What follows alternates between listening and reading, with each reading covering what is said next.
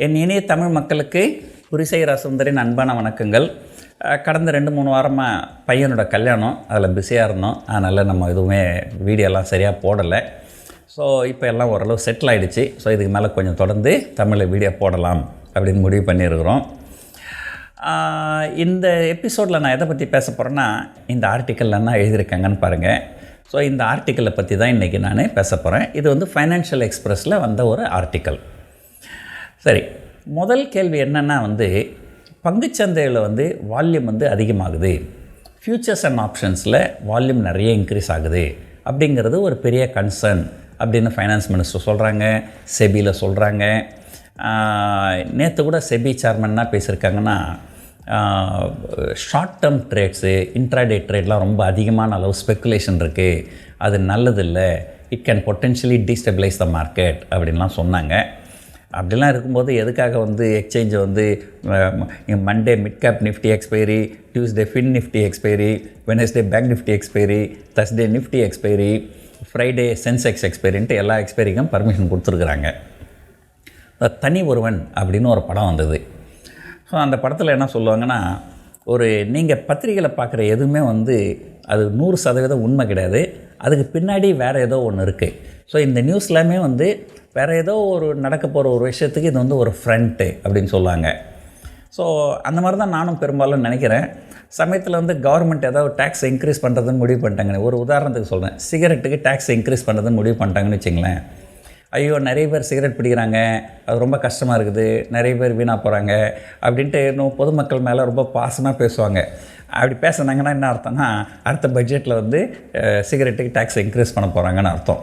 எதுக்காக சொல்ல வரேன்னா, அது கவர்மெண்ட்டே ஏதாவது ஒன்று பண்ணுறதுன்னு முடிவு பண்ணிட்டா கூட ஸ்ட்ரெயிட்டாகவே பட்ஜெட்டில் எதாவது அனௌன்ஸ் பண்ணால் அது ஒரு பெரிய ஷாக்கிங்காக இருக்க போகுதுன்றதுக்காக மீடியா மூலமாக, ரெகுலேட்டர்ஸ் மூலமாக இந்த மாதிரி ஒரு செய்திகள் அப்பப்போ விடுவாங்க. ஸோ அப்போ அதை நீங்கள் புரிஞ்சுக்கணும், ஓஹோ இது எதை நம்ம பண்ண போகிறாங்க அப்படின்னு சொல்லிட்டு. ஸோ அதனால தான் இப்போ நிறைய மீடியா நியூஸ்லாம் என்ன வருதுன்னா, இந்த F&O இன்கம் அதிகமாக இருக்குது, F&O வால்யூம் அதிகமாக இருக்குன்ட்டு கவர்மெண்ட்டு, ரெகுலேட்டர்ஸ்லாம் பேசவே ஏதோ பண்ண போகிறாங்க. அது என்ன பண்ண போகிறாங்க அப்படின்றத பற்றி ஸ்பெக்குலேஷன் நிறைய ஓடின்னு இருக்குது. ஸோ பத்திரிகையிலையும் ஸ்டாக் மார்க்கெட்லேயும் தான் அதிகபட்சமான ஸ்பெக்குலேஷன் நடக்கும். பல சமயங்களில் ஸ்டாக் மார்க்கெட்டில் நடக்கிற ஸ்பெக்குலேஷனை விட பத்திரிகைகளில் நடக்கிற ஸ்பெக்குலேஷன் அதிகமாகவே இருக்குது. அப்புறம் இந்த ஆர்டிக்கலை பாருங்கள். இந்த ஆர்டிக்கலில் என்ன போட்டிருக்காங்கன்னா, எஸ்டிடி பற்றி இந்த ஆர்டிக்கல் எதுவுமே எழுதலை. எனக்கு தெரிஞ்சு எஸ்டிடி ஏற்றினாலும் ஏற்றி விட்ருவாங்க. ஏன்னா அது ஏற்கனவே லாஸ்ட் டைம் பிஜேபி கவர்மெண்ட் வந்ததுக்கப்புறம் 0.17%லேருந்து 0.625% வரைக்கும் ஏற்றினாங்க. கிட்டத்தட்ட 4 மடங்கு ஏற்றினாங்க. திரும்ப அதை ஏற்றுறதுக்கு வாய்ப்புகள் இருக்குது. ஆனால் அதை பற்றி இந்த ஆர்டிக்கல் எதுவும் பேசலை. என்ன கேட்டிங்கன்னா, இப்போ ஸ்பெக்குலேஷன் தான் பிரச்சனை அப்படின்னா, இந்த இன்ட்ராடே ட்ரேடர்ஸ்க்கு மட்டுமே அவங்க எஸ்டிடி ஏற்றலாம். பட் பொசிஷனல் ட்ரேடர்ஸ்க்கு ஏற்றுறது எனக்கு சரியாக இருக்குமா அப்படின்னு கேட்டிங்கன்னா எனக்கு தெரியல. அது தேவைப்படாது அப்படின்னு தான் எனக்கு தோணுது. ஏன்னா லைக் ஒரு ஒரு ஸ்பெக்குலேஷன் ஒரு அளவோடு இருந்தால் பரவாயில்ல, இன்ட்ராடே ஸ்பெக்குலேஷன்றது கொஞ்சம் டூ மச் தான். இது ஒன்று. அப்புறம் இந்த ஆர்டிக்கலில் பாருங்கள், இந்த ஆர்டிக்கலில் என்ன பேசுகிறாங்கன்னா, முக்கியமான விஷயம், அதுதான் இந்த வீடியோவோட முக்கியமான விஷயமே. இப்போதைக்கு ஃபியூச்சர்ஸ் அண்ட் ஆப்ஷன்ஸில் வர இன்கம், அந்த இன்கம் பிஸ்னஸ் இன்கம்மாக கன்சிடர் பண்ணுறாங்க. இதை ஸ்பெக்குலேட்டிவ் இன்கம்மாக மாற்றுறதுக்கு வாய்ப்புகள் இருக்குது அப்படின்னு பேசுகிறாங்க. இது இதனுடைய முழு இம்ப்ளிகேஷன் உண்மையிலே நிறைய பேருக்கு தெரியல. அதை பற்றி யாருமே பேசலை. அதை பற்றி தான் இப்போ நான் பேச போகிறேன். முதல்ல பிஸ்னஸ் இன்கம்க்கும் ஸ்பெக்குலேட்டிவ் இன்கம்க்கும் என்ன வித்தியாசம் அப்படின்றத பார்த்துருவோம். இந்த பிஸ்னஸ் இன்கம்னாக்கா, உங்களுக்கு இன்கம் வருது, உங்களுக்கு எக்ஸ்பெண்டிச்சர் இருக்கும். ஒரு 100 ரூபாய் இன்கம் வருது, 20 ரூபாய் எக்ஸ்பெண்டிச்சர் இருக்குன்னா அந்த 20 ரூபாய் கேஷன் மீது 80 ரூபாய்க்கு டேக்ஸ் பே பண்ணால் போதும். ஸ்பெக்குலேட்டிவ் இன்கமில் அப்படி கிடையாது. ஸ்பெக்குலேட்டிவ் இன்கமில் உங்களுக்கு 100 ரூபாய் வருது, ஆனால் 20 ரூபாய் செலவானாலும் அதை பற்றி கவலை இல்லை, நீங்கள் 100 ரூபாய்க்கு டேக்ஸ் பே பண்ணணும். அது ஒன்று. ரெண்டாவது, பிஸ்னஸ் இன்கம் எடுத்துப்போம். நீங்கள் ஒரு 3 பிஸ்னஸ் பண்ணுறீங்க, ஒரு பிஸ்னஸில் லாஸு, மீது 2 பிஸ்னஸில் ப்ராஃபிட்னா அது 3த்தையும் கம்பைன் பண்ணிவிட்டு இந்த லாஸ் அங்கே ஆஃப்செட் பண்ணிக்கலாம். ஸோ 2 பிஸ்னஸில் 200 ரூபாய் ப்ராஃபிட் வருது, ஒரு பிஸ்னஸில் 100 ரூபாய் லாஸ் வருதுன்னா இந்த 3 பிஸ்னஸையும் கம்பைன் பண்ணி உங்களுடைய நெட் ப்ராஃபிட் 100 ரூபான்னு சொல்லிவிட்டு நீங்கள் அதுக்கு 100 ரூபாய்க்கு டேக்ஸ் பே பண்ண போகும். ஆனால் ஸ்பெக்குலேட்டிவ் இன்கம் அப்படி கிடையாது. ஸ்பெக்குலேட்டிவ் இன்கம் நீங்கள் தனியாக வச்சிடணும், அதுக்கு நீங்கள் டேக்ஸ் பே பண்ணி தான் ஆகணும். அதை வந்து லாபமோ நஷ்டமோ இன்னொரு பிஸ்னஸில் கிளப் பண்ண முடியாது. இது ரெண்டாவது. மூணாவது, பிஸ்னஸ் இன்கம் வந்தால் உங்களுடைய இன்கம் டேக்ஸ் வந்து ஸ்டாகர்டாக இருக்கும். முதல் 2.5 லட்சத்துக்கு டேக்ஸ் ஃப்ரீ, அடுத்த 5 லட்சத்துக்கு 10% டேக்ஸு, அடுத்த 5 லட்சத்துக்கு 10% டேக்ஸ், இப்போ 20% டேக்ஸ் அந்த மாதிரி. பட் ஸ்பெக்குலேட்டிவ் இன்கம்னு வந்ததுனாலே உங்களோட ஹையஸ்ட் டேக்ஸ் ப்ராக்கெட் என்னமோ அதை தான் நீங்கள் பே பண்ணணும். ஸோ இதெல்லாம் வந்து வித்தியாசம். இதை பற்றி தான் எல்லா மீடியாவுமே பேசுகிறாங்களே தவிர இன்னொரு மிகப்பெரிய பிரச்சனையை பற்றி யாருமே பேசுகிறதில்ல.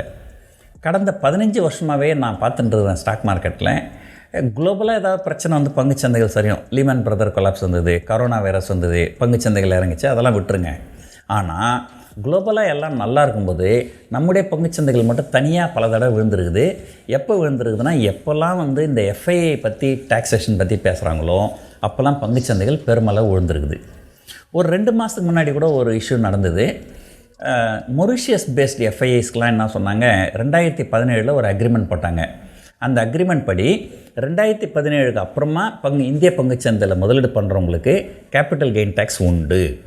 ஆனால் 2017 முன்னாடி முதலீடு பண்ணவங்களுக்கு கேபிட்டல் கெயின் டேக்ஸ் கிடையாது அப்படின்னு 2017 ஒரு அக்ரிமெண்ட் போட்டாங்க. ஸோ இப்போது ஒரு 2-3 மாதத்துக்கு முன்னாடி திடீர்னு வந்து என்ன சொல்லிட்டாங்க, 2017 முன்னாடி முதலீடு பண்ணவங்களுக்கும் கேபிட்டல் கெயின் டேக்ஸ் உண்டு அப்படின்னு சொல்லிட்டாங்க. உடனே நம்முடைய பங்குச்சந்தைகள் கிட்டத்தட்ட 5% வந்தது. அதே போல் 2019 FIIக்கு டாக்ஸேஷன் உண்டு அப்படின்ற மாதிரி பேசி விட்டுட்டாங்க. பங்குச்சந்தைகள் பெருமளவு விழுந்தது. ரொம்ப விழுந்ததுக்கப்புறம் கவர்மெண்ட்டை என்ன பண்ணுறதுன்னு தெரியாமல் ஒரே நாளில் ஆல் ஆஃப் எ சடன் வந்து கார்ப்பரேட் டேக்ஸ் வந்து 30%லேருந்து 22% குறைச்சி விட்டாங்க. அப்புறம் FIIக்கும் டாக்ஸேஷன் கிடையாதுன்னு சொல்லி விட்டுட்டாங்க. ஸோ இந்த கடந்த 15 வருஷமாகவே நான் பார்க்குறேன், இந்த கவர்மெண்ட்டுக்கு ஒரு பெரிய டைலமா, FII டேக்ஸ் பண்ணணுமா வேண்டாமா, டேக்ஸ் உண்டுன்னுவாங்க, பங்குச்சந்தைகள் சரியும், அப்புறம் டேக்ஸ் வேணான்னுவாங்க. இதே போல் தான் போயின்னு இருக்கு. இப்போது ஒரு முக்கியமான கேள்வி என்னென்னா, FII வந்து இந்தியாவில் F&Oவில் ட்ரேட் பண்ணுறாங்க. அது வந்து பிஸ்னஸ் இன்கம். அதாவது FII வந்து இங்கே வந்து பிஸ்னஸ் பண்ணுறாங்க. அவங்களுக்கு டாக்ஸேஷன் கிடையாது, டாக்ஸேஷன் 0. ஒரு FII வந்து இந்தியாவில் வந்து F&Oவில் ட்ரேட் பண்ணால் அவங்க இந்தியாவுக்கு டேக்ஸ் பே பண்ண வேண்டிய அவசியம் கிடையாது. ஆனால் இப்போ திடீர்னு இந்த F&O இன்கம் வந்து இதிலேருந்து பிஸ்னஸ் இன்கம்லேருந்து ஸ்பெக்குலேட்டிவ் இன்கம்னு கொண்டு போனால், அப்போ ஸ்பெக்குலேட்டிவ் இன்கம்க்கு FIIயும் டேக்ஸ் பே பண்ண வேண்டி வரும்.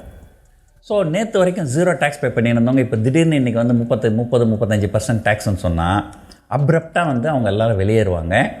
அது வந்து பொட்டென்ஷியலி நம்முடைய பங்குச்சந்தையை டீஸ்டெபிளைஸ் ஆக்கிறதுக்கு உண்டான வாய்ப்புகள் நிறைய இருக்குது. குறைஞ்சபட்சம் என் நண்பர் ஒருத்தர்கிட்ட பேசினேன்.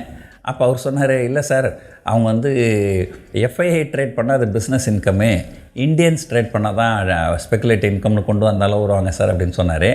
அப்படியே அவங்க பண்ணால் கூட முதல்லே எல்லாத்தையும் தெளிவாக பேசிட்டாங்கன்னா பிரச்சனை கிடையாது.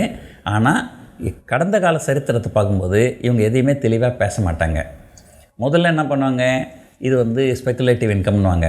உடனே ஒரு புத்திசாலியாக தானே இன்கம் டேக்ஸ் ஆஃபீஸர் என்ன பண்ணார், எல்லா FIIக்கும் நோட்டீஸ் அனுப்புவார், இது வந்து பிஸ்னஸ் இன்கம் கிடையாது, இது ஸ்பெக்குலேட்டிவ் இன்கம், நீங்கள் டேக்ஸ் பே பண்ணணுன்ட்டு. உடனே பங்குச்சந்தைகள் கிராஷ் ஆகும். அதுக்கப்புறம் என்னடா இது உள்ள கிராஷ் ஆகுதான்னு பார்த்துட்டு அதுக்கப்புறம் அவங்க வந்து கிளாரிஃபிகேஷன் கொடுப்பாங்க, FIIக்கு தேவையில்லைன்னு. அதுக்குள்ளே இங்கே டேமேஜ் ஆகிடும். ஸோ எதுக்காக இதை சொல்ல வரேன்னா, நியர் டேர்மில் பட்ஜெட் வந்து ஒரு மிகப்பெரிய ரிஸ்க் இருக்குது. அந்த பட்ஜெட்டில் எது வேணாலும் நடக்கலாம். நிறைய மீடியா அதை பற்றி தான் பேசுகிறாங்க. அதனால் ஒரு பங்குச்சந்தைகள் ஆல்ரெடி ஆல் டைம் ஹையில் இருக்குது. ஸோ ட்ரேடர்ஸாக இருந்தாலும் சரி, இன்வெஸ்டராக இருந்தாலும் சரி, இன்னொரு 10 நாள் வெயிட் பண்ணிவிட்டு பட்ஜெட்லாம் முடிஞ்சதுக்கப்புறம் நீங்கள் முதலீடு பண்ணுறதோ ட்ரேட் பண்ணுறதோ செய்யலாம். அதுக்கு முன்னாடி பண்ணிங்கன்னா உங்களுக்கு இந்த பொட்டென்ஷியல் ரிஸ்க் இருக்குது அப்படிங்கிறதுக்காக தான் இந்த வீடியோ. அதுவும் இல்லாமல் வந்து இது கவர்மெண்ட்டுக்கே நம்ம சொல்லிக் கொடுக்குறோம், இன்ட்ராடேயில் வேணால் நீங்கள் டேக்ஸ் அதிகமாக்கிங்கன்னு சொல்கிறோம். அப்புறம் நீங்கள் ஒரு வேளை இதை வந்து F&O இன்கம் வந்து பிஸ்னஸ் இன்கம்லேருந்து ஸ்பெக்குலேட்டிவ் இன்கம்னு கொண்டு போனீங்கன்னா FIIயோட நிலைமை என்ன, அதையே நீங்கள் கொஞ்சம் பட்ஜெட்லேயே தெளிவாக சொல்லிட்டீங்கன்னாக்கா நல்லாயிருக்கும் அப்படின்றதையும் நம்ம இந்த வீடியோவில் சொல்லிக்கிறோம். இந்த வீடியோ உங்களுக்கு ரொம்ப பிடிச்சிருக்கும்னு நினைக்கிறேன். நன்றி, வணக்கம்.